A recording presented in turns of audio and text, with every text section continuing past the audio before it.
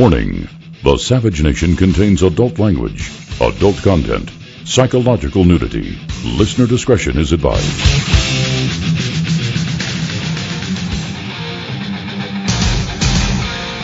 And now, America's most exciting radio talk show, The Savage Nation, home of borders, language, culture. And here he is, Michael Savage. Listen, this is a problem of the president's own making. He's been president for 5.5 years. When's he going to take responsibility for something? Unbelievable. John Boehner must have gone off his meds. I like him better off his meds.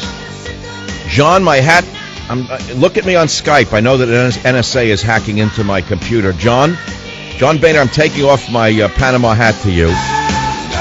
That's the voice we've been waiting to hear for years now. John Boehner showed emotion. John Boehner said something. This is the Savage Nation. Today we're going to talk about big money, big racism, and big churches. The real drive towards amnesty.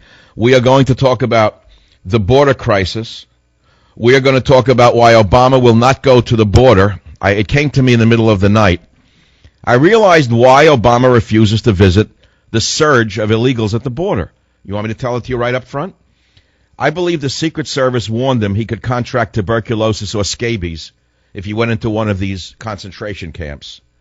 I believe the Secret Service said, Mr. President, there are gangbangers in the shelters that could hurt you or attack you.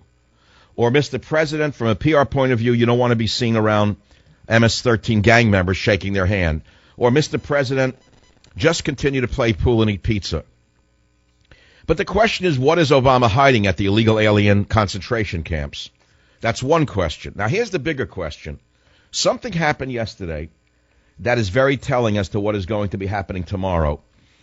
A huckster by the name of Glenn Beck decided that he's going to take the side of the liberals.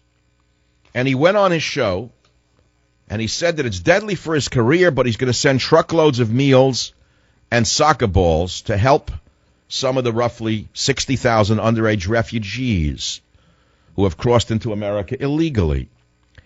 And predictably, this morning on the MSNBC show by the quisling Joe Scarborough and the New World Order daughter, Brzezinski, they did exactly what I predicted would happen. They embraced Glenn Beck. They trashed conservatives who are against amnesty. They said that Glenn Beck is acting as a good Christian. And, of course, Scarborough, the double-talking quisling, even mocked anyone who opposes amnesty as unchristian. Glenn Beck, in other words, opened up the door to attack the entire conservative movement.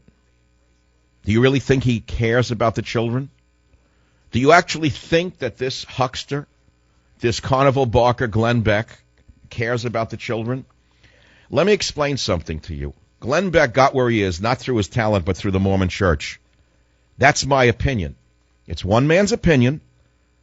Were it not for the millions of members of that wonderful church who've been hoodwinked by this charlatan, his books never would have sold, his third-rate radio show would have never gotten where it is, and his charities wouldn't be rolling in dough.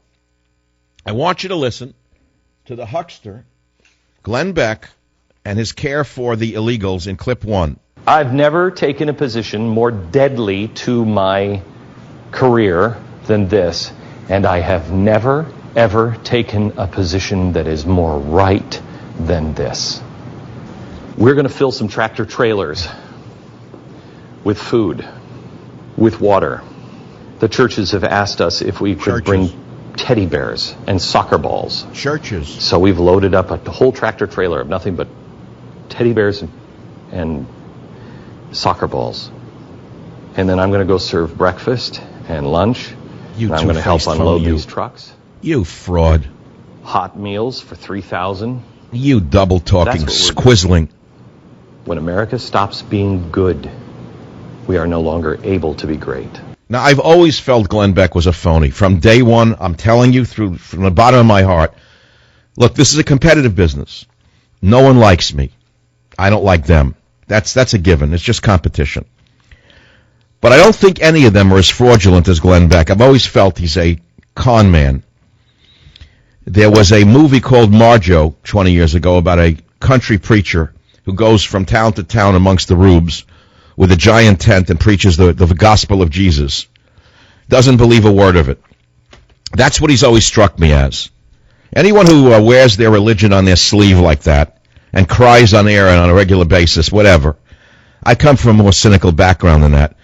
But that's his act. He got away with it. He's gotten to be a rich man. He has all sorts of things going. Good luck to him. But he's now crossed the line. He's now permitted the backstabbing left-wing media to attack anyone who opposes amnesty as being unchristian, on this, on that. And if you don't believe me, I want you to listen to the next one, which is the quisling Joe Scarborough in clip 2. He's actually playing by another person's handbook, Jesus' handbook.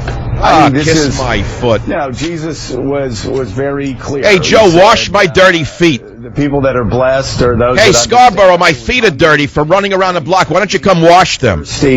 And you gave me something to drink. I needed clothing, and you gave me clothes. You're full of garbage, Scarborough. You were thrown out of office in Florida, and you've made a good living as a quisling Republican on MSNBC.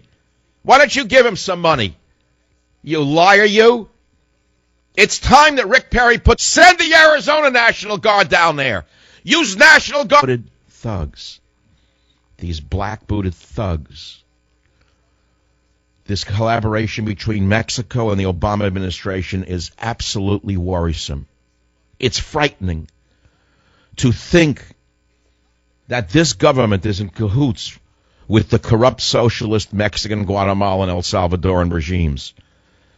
It's hard to believe that you dummies out there don't recognize we've had a communist coup in the United States of America. Everything that every soldier died for in this century has gone up in smoke because we've had a coup.